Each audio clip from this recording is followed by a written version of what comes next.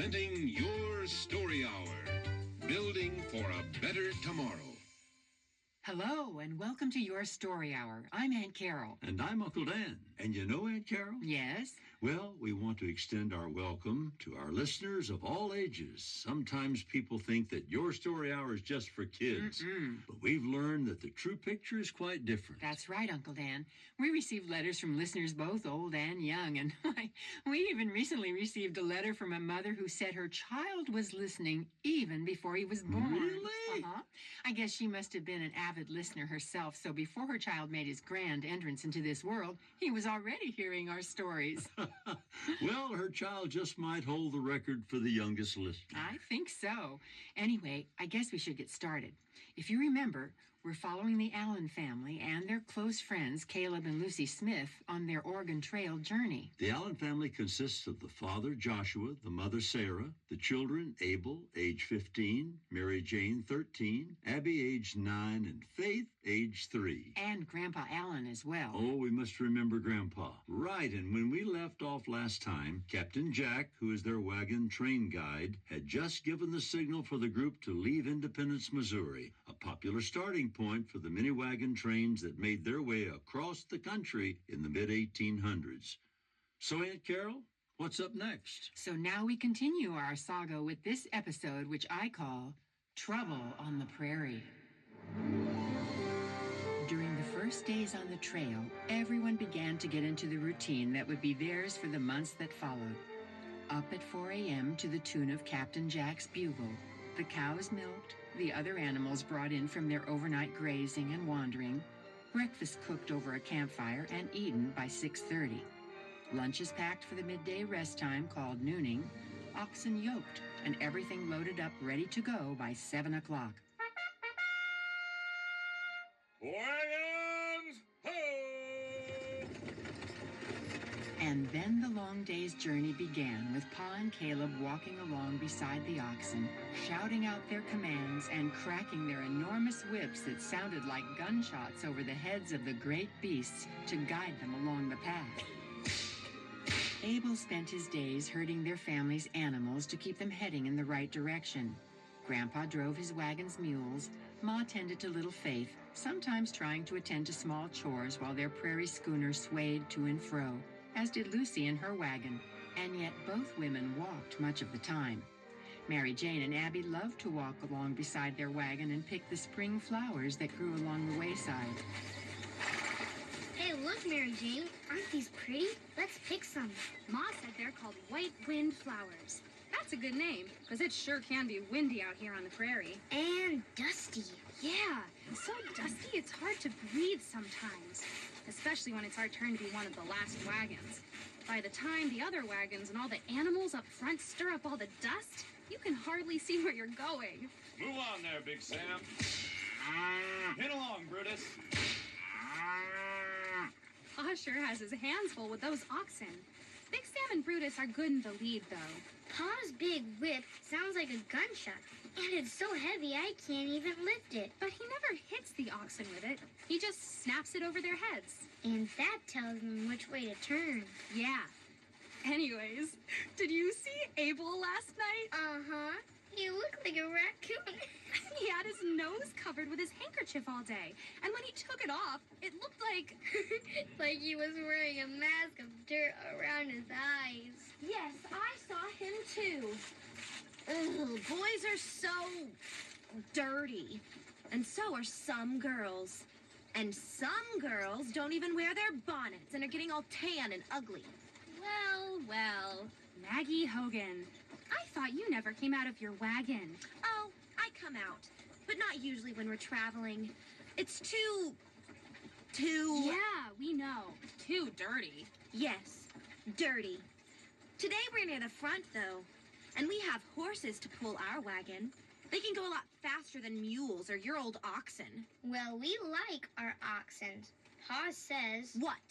That they're better than horses for hauling? Well, we'll just see, won't we? And if you need to get someplace in a hurry... Like where, Maggie? Anywhere. Maybe you'll wish you had horses, too. But too bad. We don't let anybody borrow our horses. She's such a pain. A royal pain. Anyway, today we don't have to worry so much about dust because it's our turn to be the very first in line.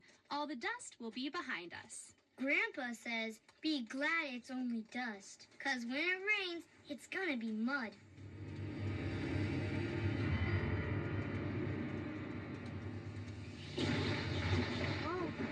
Oh my!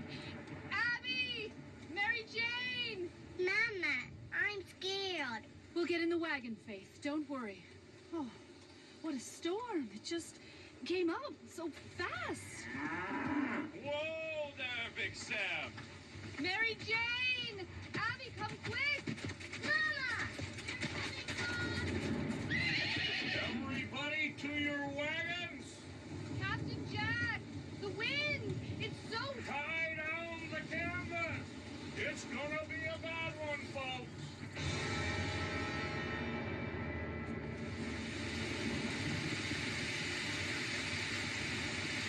Abel! Get to the back and see if you can pull the drawstring tighter. The rain's coming in. All right.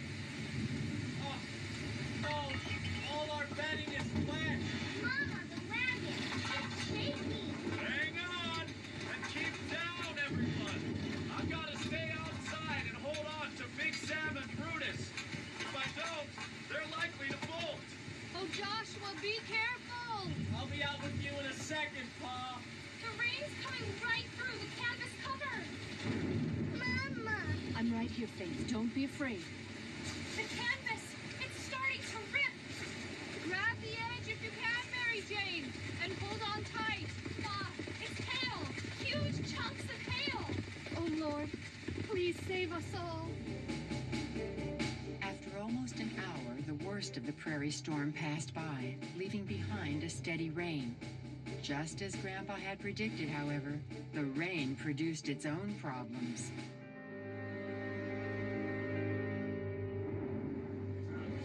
We'll lay over tonight, folks, and see what tomorrow brings. There's a river to cross ahead, and it may be flooded from the storm. I need 2 volunteer scouts to ride ahead with me to check it out. I'll go. Thank you, Mr. Sills. I'll go. Joshua, all right then. Meet you back here in 15 minutes, and we'll be on our way. I'll get you some Johnny cake to take with you, Joshua. Do you think you'll be back by nightfall? I'm not sure. Abel? Yes, Pa? Abel, I'm counting on you to take care of things while I'm gone. You and Grandpa. All right, Paul. I'll make sure the animals are hobbled so they don't wander too far away. Very good. They'll be looking for grass. At least they won't have to look for water. Puddles are everywhere. Didn't I tell you, huh? I'll bet it won't be long before you're all wishing for some of that dust you love so much. I'm wishing for it already. Will we ever get everything dried out again? Well, I best be getting those Johnny cakes. I'll tell you one thing. I'm mighty grateful to have our little metal stove. At least Lucy and I won't have to try building a fire in a puddle.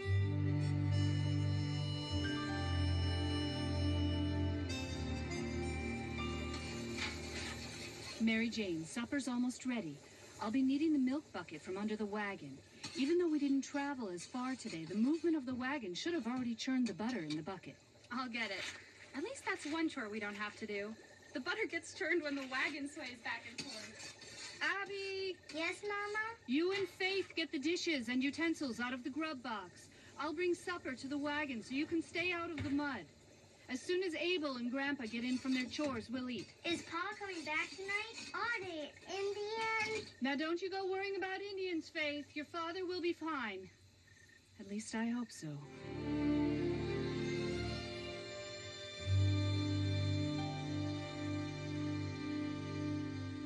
Phew. What a day.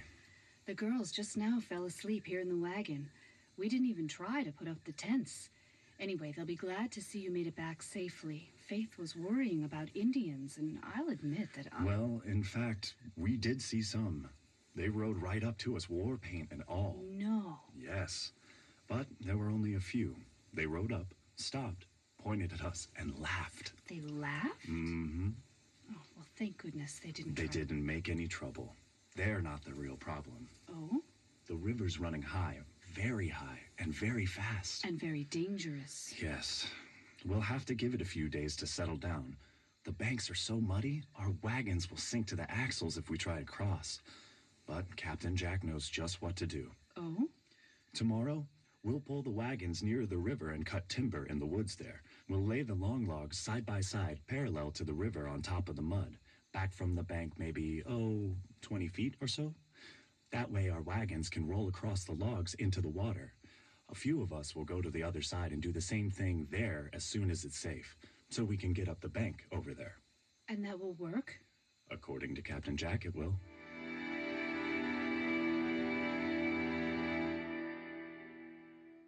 Well, Aunt Carol, it sounds as if Captain Jack's been through this difficulty before. It's a good thing he knows what to do, or at least we hope he does. He does know, doesn't he? Well, now, Uncle Dan, I guess you'll just have to be patient to find out. So I guess you have something else to tell us about first, then? That's exactly right. But this is a topic that you know about just like I do. No mystery involved. Okay, I'm ready, I think. What do you have in mind? Well, I thought we might take just a moment to tell all the kids listening in about Clubhouse magazine. Oh, Aunt Carol, you're right. In fact, that's one of my favorite topics. Because, well, it's fun, it's free, and it's just waiting for everyone to enjoy right there on our website. Clubhouse has great stories to read and fun puzzles to work. Like in the Junior Detective and Puzzle Power section? Yes, and it has cartoons and jokes. Well, now you're talking my language, Aunt Carol. Jokes. I really like that Funny Bones page. Oh, I know you do. Okay, are you ready for a riddle sent in by one of our Clubhouse kids? Sure, I guess so. What do you get when you cross a kangaroo with a hippopotamus? Wow, I don't know. A hippo-roo? No, hey, that's pretty good, but Aunt Carol, that's not the answer. Oh? The answer is... Yes? Ta-da! When you cross a kangaroo and a hippopotamus, you get great big holes all over Australia. Anyway, kids, just go to our website and enjoy reading Clubhouse right there online. Or you can print it out if you'd like. You'll love the stories, jokes, crafts, cartoons, puzzles, and more. Our website is at yourstoryhour.org. That's yourstoryhour.org.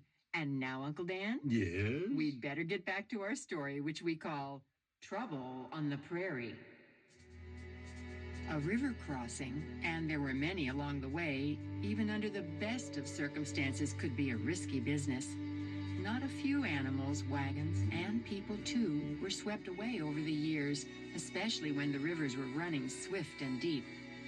It took Joshua and the other men of the wagon train 2 days of hard labor to prepare the riverbank for passage, and in the meantime, families partially unloaded their wagons to make them as light as possible.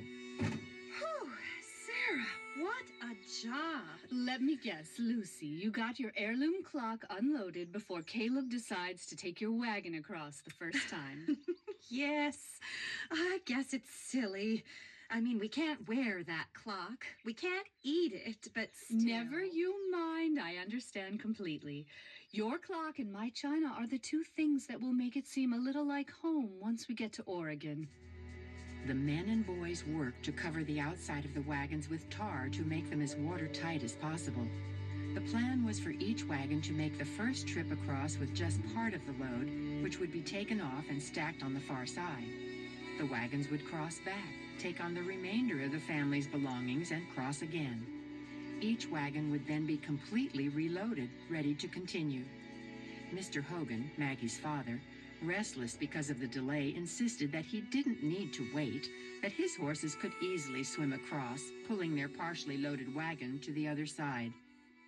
I don't advise it, Mr. Hogan. I won't give the order to cross until I know it's reasonably safe. There's always risk, but don't... Captain Jack, you just don't know my team. They're prime specimens, young and strong. Prime or not, it's too soon to try the crossing. Mr. Hogan was eager to prove his point, however, and although he had signed the agreement to follow Captain Jack's orders on the trip, he was a proud and headstrong man. He hitched his team and guided them onto the bumpy ramp, urged them forward into the water. Almost immediately there was trouble.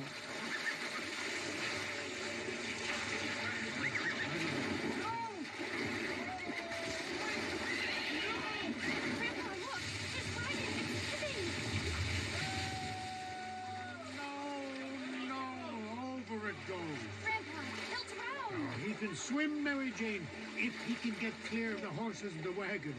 Oh, thank goodness he didn't take his family with him. Look, I see him. He's swimming. The wagon's dragging the horses under. He's gonna make it. Wagon is gonna hit the rock.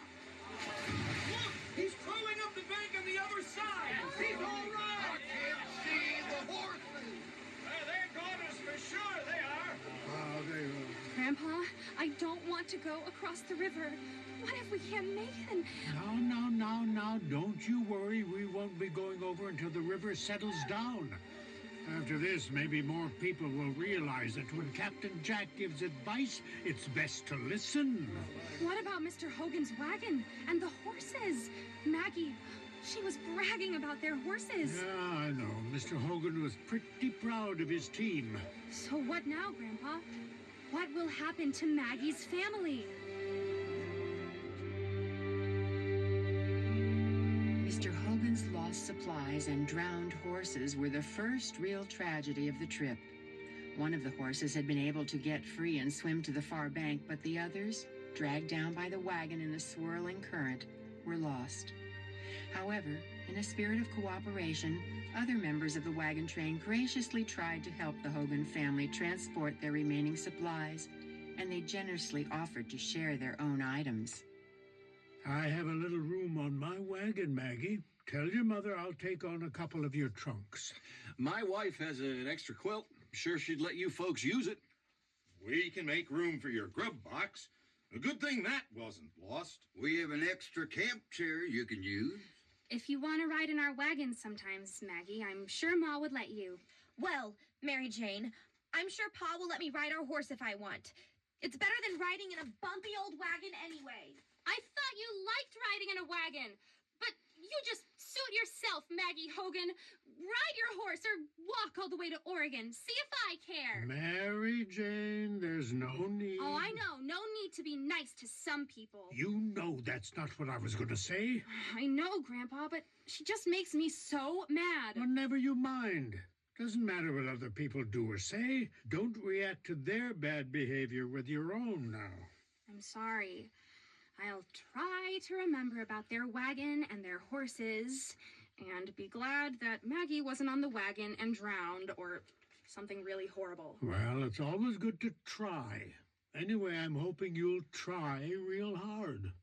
All right, Grandpa. I know you're right. That's my girl. Now, come on. Let's see if we can find Mrs. Hogan and help her out. Once everyone was across the river safely, the journey continued. There, on the great open prairie, the grass grew so tall beside the wagon tracks that children could be lost if they wandered into it. Violent storms continued to buffet the travelers across prairie and plains, and there were more dangerous rivers to cross. Other problems also presented themselves, too. As the trees thinned out, so did their source of firewood, and that meant no fuel for the fires to cook their meals. But there was a solution, even if it didn't meet everyone's approval at first. Ooh, how can you even touch those things? Well, I guess I shouldn't wonder. You're not even trying to be a lady, Mary Jane. You don't wear your bonnet, and just look at your brown arms, Abby. You want to have supper, don't you? Stew, biscuits? Well, of course. So, what is your mother gonna build a fire with, huh? Certainly not with those. These work very well, I'll have you know. Mother used a whole basket of them this morning and had a good hot fire going. We gather them before breakfast. And it hardly even smelled bad. Yeah, I bet. Not very bad, anyway. Maggie! Maggie! Oh, there you are. I've been looking all over for you. Oh, hello, Abby. Mary Jane. Hello. Hello, Mrs. Hogan. Now, see there, Maggie? These girls are doing very well. And where's the basket you were supposed to take with you? You haven't collected a single chip yet. And without the chips, we won't have a fire. Chips? Chips? Chips. Meadow muffins, whatever you want to call them. That's what we have to use for our fires now. But, Mother... No buts, Maggie. I'll be needing to rustle up some supper directly, so you get busy. Find that basket and fill it. Come on, Maggie. If you want, we'll show you how to tell which ones to pick up. It's not so bad. How can it not be bad? It's dried buffalo. Dried buffalo poop. At least there's a lot of it. Don't worry. If you just pick up the really dry ones, you won't get your fingers too dirty, Maggie. The pioneers were adaptable, resourceful travelers, using whatever was at hand for their necessities. Dried buffalo chips became standard fuel for much of the journey. But when those were scarce and no wood was available, twisted knots of dried grass or sagebrush were used. When they were near rivers, the women washed a few clothes if there was enough time and spread them over the bushes or grass to dry. But water to drink was sometimes more of a problem. Often it was muddy or swampy, or worse. I declare, Lucy, this water is alive with little wiggly worms. Oh, yes. Here, let me get my handkerchief. It's clean, and maybe if we run the water through that, it will catch all the wigglers and at least some of the dirt. Good idea, because I just don't think, thirsty as I am, that I can drink this water the way it is now. Look, seems to be working. It does, doesn't it? Let's strain a whole panful so we'll all have decent water for tonight and tomorrow morning. The women worked many wonders, using their best efforts to provide for their families under the worst of conditions. They managed, among other things, to cook over hastily built open fires during the entire cross-country trip. Sarah, I don't know how you do it. How can you make an apple pie while we're on the trail? I can't take all the credit. Lucy and I did it together. Sarah made the crust, and I soaked the apples from our dried fruit supply. And we baked it in our Dutch oven over the fire. Well, I'm glad all we have to do is keep our oxen headed in the right direction, eh, Caleb? Yeah, we have the easy job. Hey, look there. Looks like somebody's heading our way from the west. I wonder what's happening. You don't suppose they're heading back home? Well, I have to admit, there are times I've thought about it. Me too. The thought of a warm, dry cabin seems almost... Hey, look. They've stopped to talk to Captain Jack. Come on, Joshua. Let's go see what's up.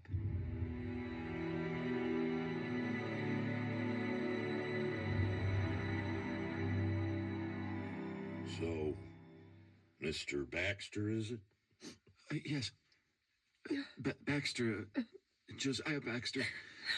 This here's my wife, Mary. So, how many in the camp are down sick, do you reckon, Mr. Baxter?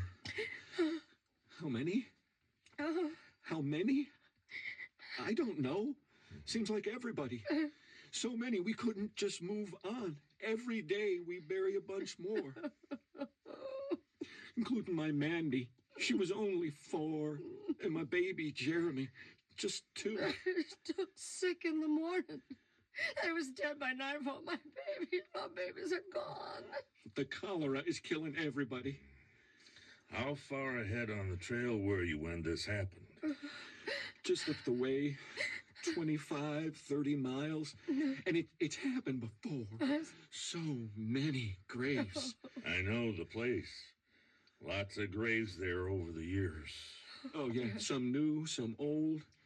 Some that's been raided by Indians. We buried Mandy and Jeremy deep, I tell you. Right on the trail. Right where the wagons will roll over them. So nobody can see where they are. Nobody will disturb their graves. And they can rest in peace. Oh, my poor babies. I'm mighty sorry. Sorry for both of you. Yeah, well, I'm sorry we ever started to Oregon. We should have stayed home. That's what Mary here wanted. I never wanted to come. I should have listened to her. And now we're going back. Oh, yes. For sure. I should have listened to my Mary.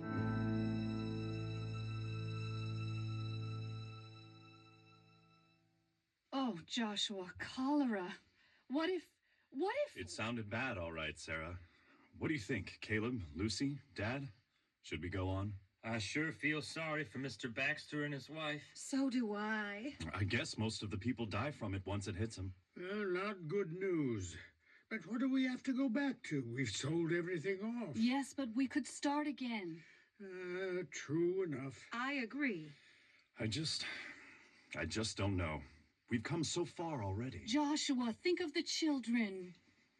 Well, let's talk to Captain Jack. He must know what to do. Good idea. Let's see what he says. Yep, I've seen this before. Seems to me the cholera hits the worst when there's a lot of rain or in places where almost every wagon train stops to overnight. Must be something to that, so I'm aiming to push through fast. I've lost more than a few of my train to cholera in the past, and I don't want to lose more. I'll do my best to keep you all safe, but, well, this ain't a trip for the weak of heart, if you know what I mean. In the end, the Allens, Joshua and Sarah, Grandpa and the children, along with Caleb and Lucy, decided to stay with the wagon train bound for Oregon. The journey ahead was long, and who could know what lay ahead for them on the trail? But like so many other brave pioneers, they headed west toward the mountains and beyond.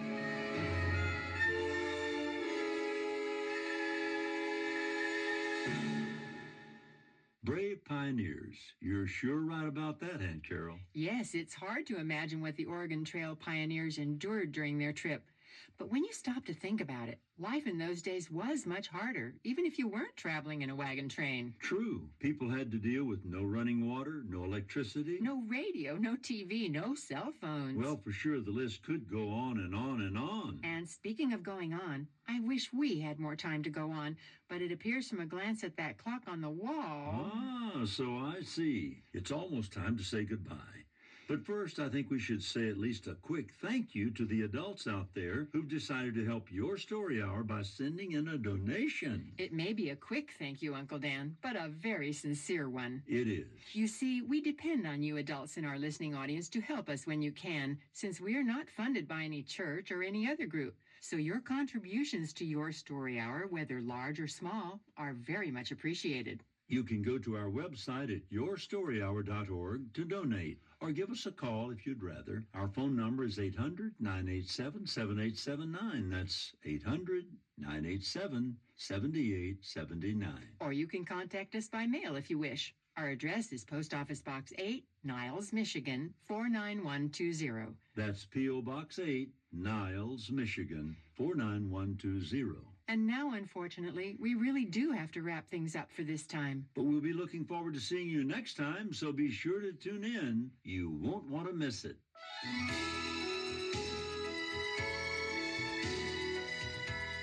This has been Your Story Hour, building for a better tomorrow. This is Aunt Carol And Uncle Dan saying, goodbye, everyone. See you again next time.